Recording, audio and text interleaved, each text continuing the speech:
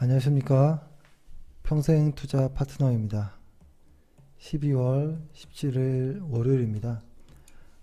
오늘 방송할 내용은 시황 이야기를 조금 하고, 그 다음에 최근에 시장이 좋지 않음에도 불구하고 좀 오르는 종목들에 대한 내용인데요. 이 종목들이 좀 합당한지에 대한 생각도 좀 해보겠습니다.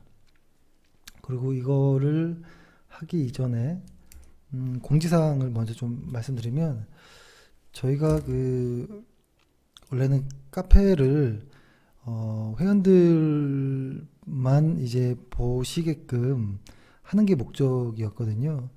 이유가 뭐냐면 뭐라고 할까요? 근데 사실 저희가 이렇게 카페를 해도 회원들의 대다수는 사실 카페에 들어오지 않으세요, 잘. 왜냐면 좀 오래되신 분들이 많다 보니까 뭐 시황을 본다든지 그러니까 투자 전략 정도로 마무리를 하시고, 혹은 뭐 문자 받는 걸로 이렇게 대부분 이제 만족을 하시고, 카페에 와서 매일매일 이제 무언가를 이렇게 보고 그러시진 않습니다. 그래서 지금 카페에 있는 대부분의 회원들이 아마 카페에 가입을 하지 않고 있는 상황인지 아는데, 저희가 뭐 그렇다고 꼭 카페에 들어와서 다른 정보들을 보세요라고 이야기를 하진 않거든요. 그리고 또 하나는 저희가 카페를 그래도 조금이라도 뭔가를 이제 올려야겠다라고 생각을 하고, 그나마 조금이라도 올리는 그 과정에서 사실 댓글이라는 부분 있잖아요. 글을 올렸을 때 보통 카페들을 보면 뭐 소통할 수 있는 공간, 뭐 자유 게시판, 뭐 여러 가지 이제 일반적인 이 카페 구성원들이 서로 이게 공유하는 무언가도 있고, 댓글을 달아서 서로 뭐 이야기를 할 수 있는 부분도 있죠. 흔한 카페는. 근데 저희는 사실 그것도 하지 않았어요. 근데 지금은 이제 그것들을 좀 다시 원래대로 한번 하자라는 이런 취지에서 다시 좀 활성화를 시키려고 하는데요. 그 첫 번째가, 저희가 그렇게 일반적인 카페처럼 하지 않았던 거는 저희가 혹시라도라는 좀 우려가 있었던 것 같아요. 혹시라도.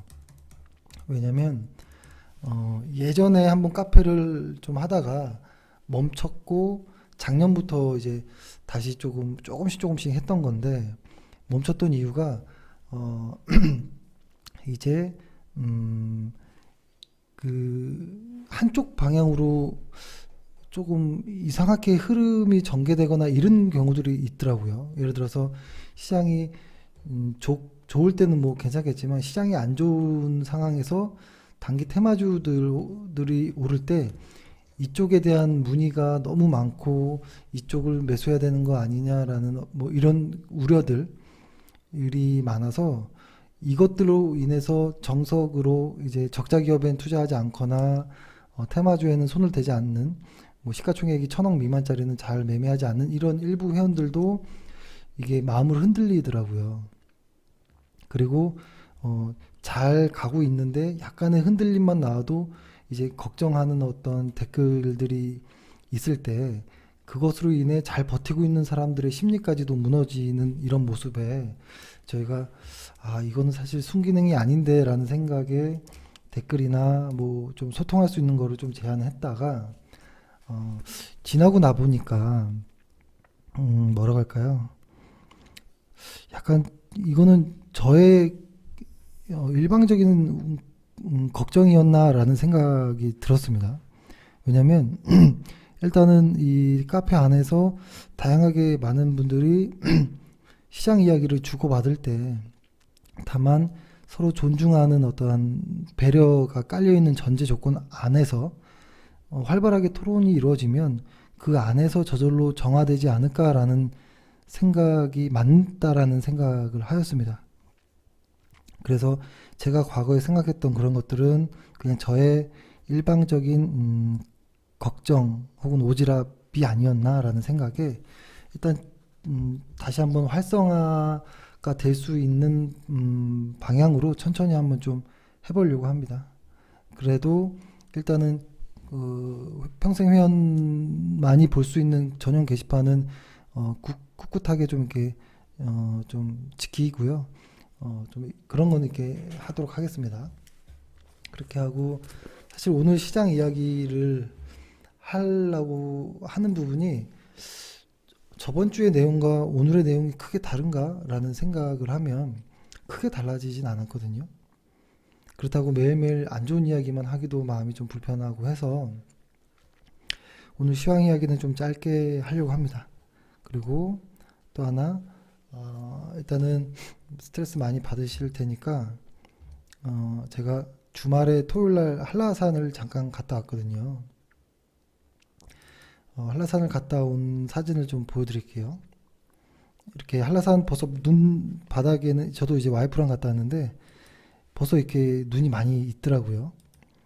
그리고 마치 서울의 비둘기처럼 한라산에는 까마귀들이 이렇게 많더라고요.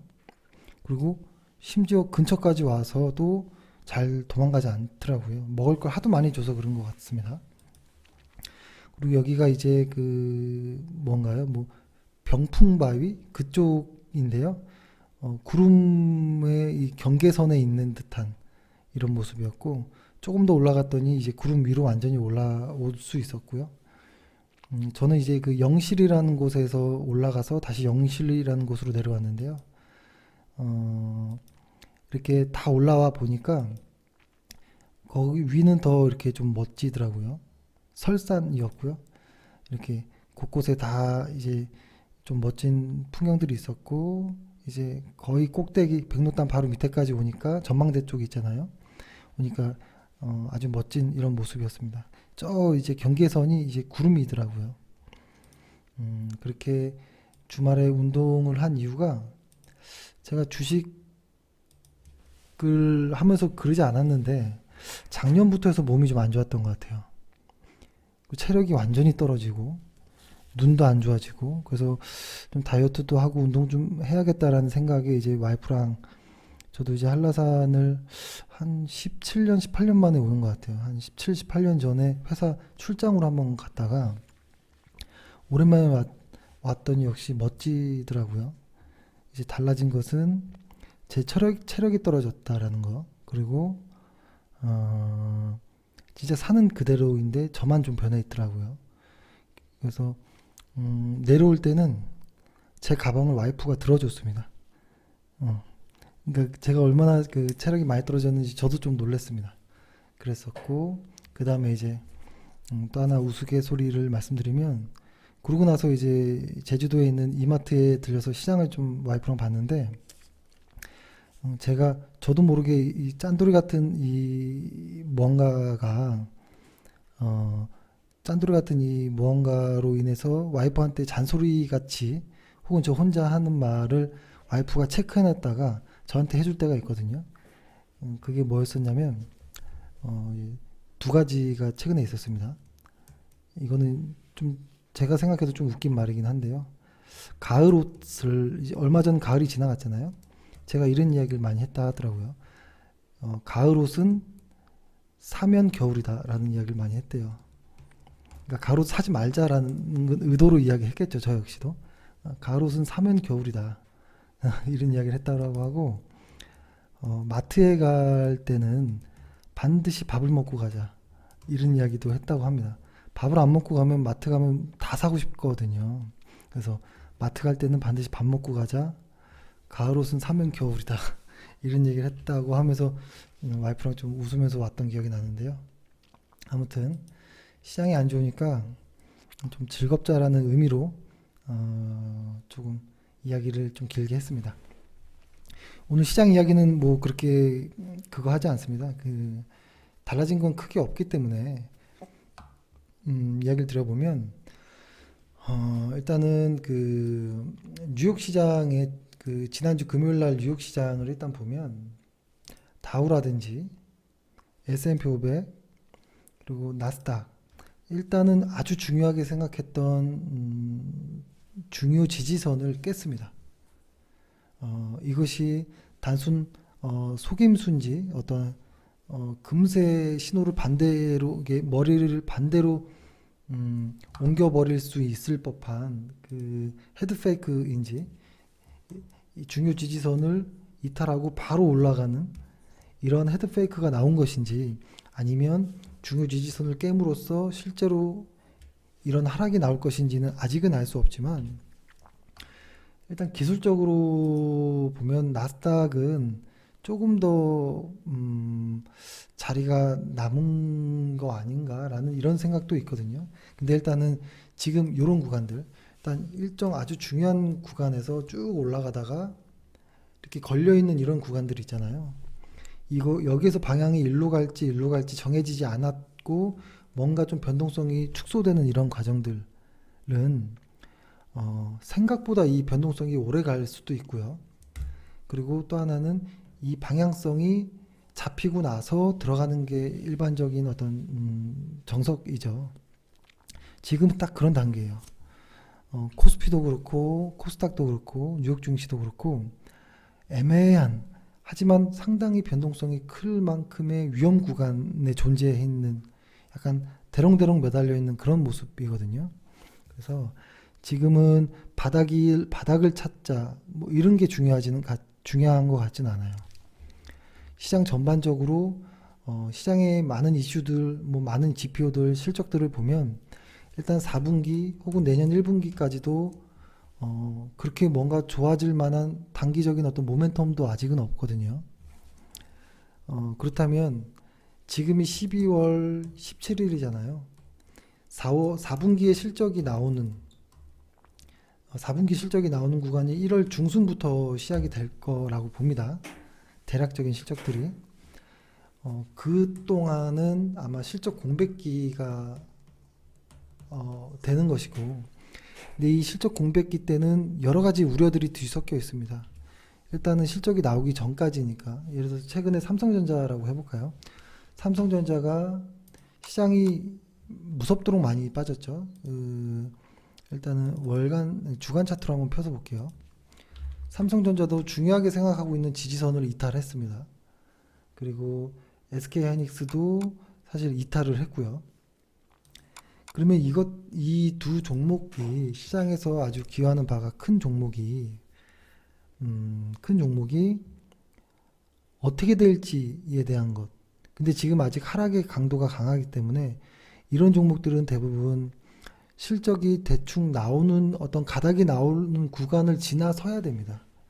그러니까 이런 종목들은 내년 상반기라고 내년 1월 초중반 정도까지는 이 변동성이 커질 가능성이 매우 높습니다.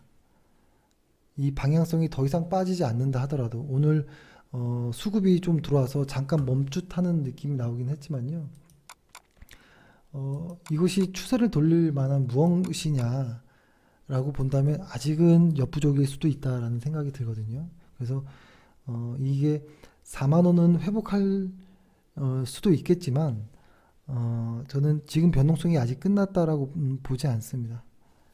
끝났다라고 보지 않고, 실적의 확인 이후에 시장에서 일부에서는 내년 상반기에는 글로벌 증시에서 실적의 바닥을 볼 것이다 라는 이야기들이 좀 나오긴 하는데요. 아직은 조금 먼 이야기고, 일단 당분간 실적의 공백 기간에 반드시 변동성이 사라지기는 힘들 거라고 봐요. 만약에 시장 전망이 좋다라는 이야기들이 많이 나오는 상황에서 실적 공백기에는 오히려 기대감에 오를 수도 있는데요. 지금은 반대 상황이기 때문에 조심해야 된다라는 생각을 합니다. 그리고 최근에 이런 뉴스들도 많이 나오죠. 연준이 금리를 이번에 12월에 한번 올릴까?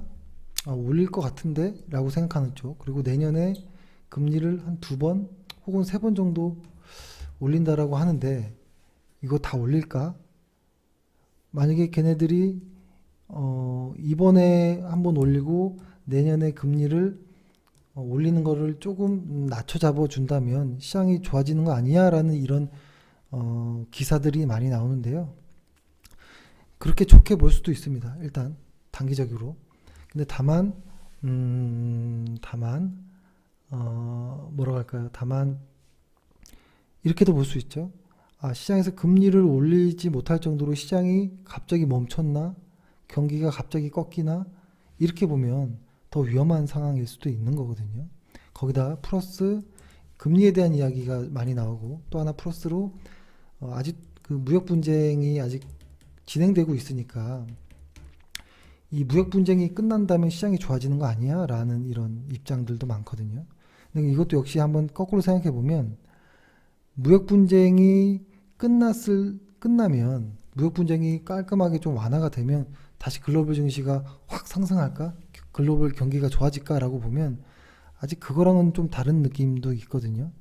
아직 무역 분쟁으로 인한 무역 분쟁이 완화됨으로써 글로벌 경기가 다시 살아난다라고는 또 보기 어렵거든요. 그래서 이 무역 분쟁에 너무 많은 그 뉴스 소비를 할 필요 없다라는 생각도 들고, 그리고 금리에 대한 이슈도 그냥 결정되고 나서 봐도 되겠다라는 생각을 합니다. 이쪽에 너무 이쪽이 시장의 경기를 다 만회할 것처럼 보기는 힘든 것 같아요. 이쪽 뉴스로 봤을 때.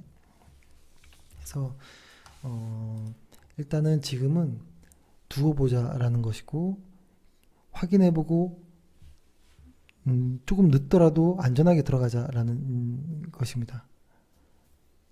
그래서 아무튼 지금은 실적 공백기이기 때문에 좀 조심해야 될 필요가 확실히 있다라는 것이고, 최근에 보면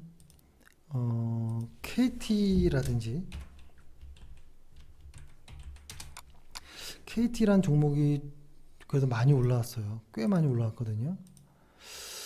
이 종목이 우리 시장을 지금 이끌고 있는 종목인가 라고 생각해 보면 저는 그렇다라고는 보지 않아요. KT가 지금 우리나라를 대표하는 종목이 될 수 있을까? 그런 의미로 보진 않고요. 방어주의 형식이 분명히 있는 것 같아요. KT나 뭐 통신주라든지, 그러니까 흔히 우리가 방어주라고 과거부터 생각했던 것들이 통신, 유틸, 제약, 음식료 뭐 이쪽이잖아요. 그러면 시장이 약할 때 왜 이쪽이 상승하지라는 생각도 해봐야 돼요. 왜 이쪽이 약 올라갈까? 분명히 시장을 이끄는 대표 업종은 아닐 텐데 라는 생각을 해보면, 이거는 이제 펀드 매니저의 입장에서 생각해 보면 좀 될 것 같아요. 뭐 기관 투자자들이든 외국인의 어떤 연기금 금액이든 간에 일단은 그들은 고객으로부터의 매월 매일 현금이 들어오거든요. 그러면 그 중에서 그 많은 현금이 매일 이제 들어오겠죠. 그 기관에게.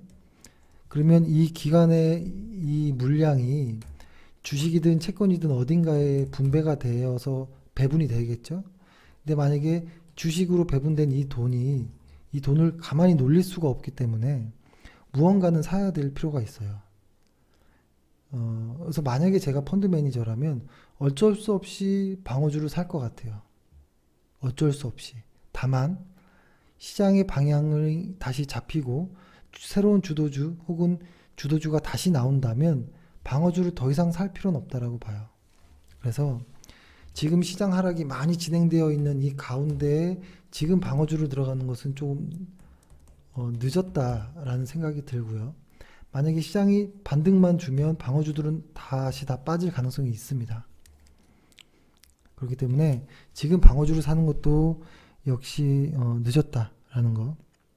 그러니까 오늘은 이런 이야기를 하려고 했습니다. 최근 방어주들에 대한 어떤 시장에서 방어주, 배당주 이야기들에 대해서 그렇게 귀담아 들을 필요까지는 아닌 것 같다라는 생각이 들고요. 방어주는 이미 늦었고 배당주도 배당 시즌이 오기 전에 이미 매수가 끝났어야 되는 것들이라고 생각하고요. 그리고 최근에 오늘 삼성전자, SK하이닉스 이런 애들이 좀 반등을 보였지만 아직은 변동성이 없어진 구간이 아니기 때문에 특히 실적 공백 기간이 있고 그러니까 올해 4분기의 실적이 매우 중요하거든요. 시장은 계속 이 전망치가 하향 속도가 더 빨라지고 있다라고 하는 거 보면 아직은 하락이 끝난 것 같지는 않다. 변동성이 아직 많이 남아 있다. 다만 시장 대표 주식이기 때문에 방어주 매매하듯이 이쪽으로도 인덱스 자금들이 몰려올 수 있기 때문에 직선으로 하락하다기보다는 왔다 갔다 하락하는 이런 모습들이 충분히 나올 수 있다라는 생각. 그러니까 이들의 최근 등락을 펀드 매니저의 입장에서 본다면 조금 이해도 되는 부분이 있다라는 생각을 합니다. 그리고 저희가 카페를 조금 더 활성화하는 부분에 대해서 좋은 의미로 시작한 부분이니까요. 혹시 부족한 부분이 있으시면 언제든 좋은 의견 부탁드리겠고요. 그 다음에 시장은 아직 그렇게 크게 많이 달라진 부분은 아직 없다라는 생각을 합니다. 주간 차트로 아직 우리 코스피를 보면 아직은 이 중요한 박스권 안에 있습니다. 이 중간 정도에 위치해 있는데요. 방향이 어디로 갈지는 아직 정해진 것 같지는 않아요. 정해진 것 같지는 않고, 그리고 오늘 외국인들과 기관이 같이 동시에 매수한 것들도 대형주 위주가 좀 많습니다. 대형주 위주가 많고, 시장 추세 방향을 보고 매매한 것 같지는 않습니다. 그렇기 때문에 시장에서 매일매일 시장을 확인할 필요가 있지만 매일매일의 등락을 보고 일희일비할 필요는 없다라는 생각을 했습니다. 네, 오늘도 일단 고생 많으셨고요. 내일도 또 화이팅 하겠습니다. 감사합니다.